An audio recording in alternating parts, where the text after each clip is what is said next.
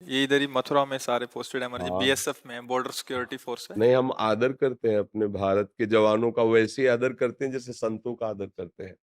बस ईमानदारी से हमारी देश सेवा में ये जो प्राण समर्पित किए लगे हैं, हृदय से है। हम कई बार कहा है कि हम अपने देश को बहुत प्यार करते हैं। हाँ, हम मतलब हमारे लिए जैसे भगवान वैसे तिरंगा, हम अपने भारत देश के लिए मतलब ये जो हमारा प्रयास है ना, वो इसी बात की हमारी जो भारत भूमि है, ये धर्ममयी है।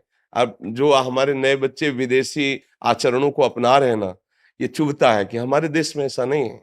हमारा देश एक धर्मयुक्त देश है।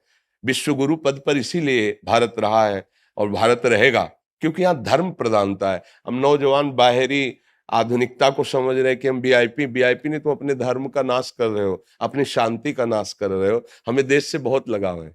जैसे हम आप लोगों को देखते हैं, कई डिपार्टमेंट के अलग अलग है, तो मेरा मन आनंदित होता है।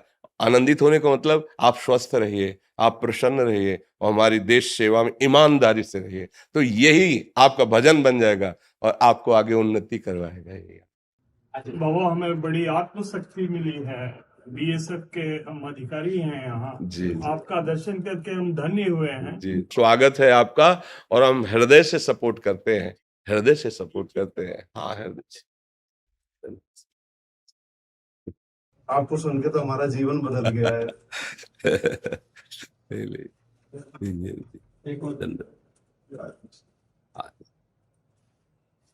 बस ईमानदारी से चलते रहिए, सच्चाई से चलते रहिए, भगवान नाम जप करते रहिए, तो ये जीवन सफल हो जाएगा। जीवन की सफलता सच्चाई में है। बिल्कुल धैर्यवान बनिए, सहनशील बनिए, कोई भी व्यसन मत कीजिए। अगर हमारी प्रार्थना में कोई नशा मत कीजिए, नशे में सुख नहीं है। उसके त्याग में देखिए आप कैसे आपको आनंद मिलता है। जो 10 रुपए उधर लगाते हैं, वो 10 रुपए का जब सामान लेके घर जाएंगे ना, तो परिवार वाले सुखी होंगे ना। कोई व्यसन मत पालिए, और सच्ची ईमानदारी का 10 रुपया भी तुम्हारे परिवार को प्रकाशित करेगा, और लाख रुपया वहां दीमक बनकर चाट जाएगा। हमारी इस बात को समझना, प्रायः ये बात नहीं समझी जाती। ये समझा जाता है कि अगर अधिक अर्थ हमें प्राप्त हो जाएगा तो हमारा परिवार सुखी हो जाएगा। भ्रम में मत रहना। सत्य वस्तु दीपक की तरह भले जले, लेकिन बहुत काल तक जलती है। असत्य क्रियाएं हाइलोजन की तरह फोकस मारेंगे, फ्यूज हो जाएंगे। ये धर्म है। इसलिए कभी हम अधर्म का अर्थ लेने की भावना ना रखें, और अधर्मी को कभी बख्शे ना।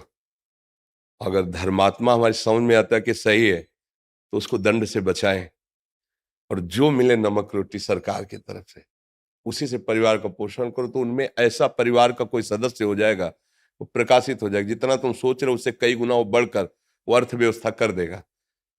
मालिक है ना अपना। तो हमें लगता है कि अगर ऐसे हम धर्म से चलें, सत्य से चलें, शरीर स्वस्थ रहेगा, बुद्धि स्वस्थ रहेगी, और परिवार भी उन्नतिशील होगा, परिवार भी स्वस्थ रहेगा, और क्रम से लक्ष्मी बढ़ेगी।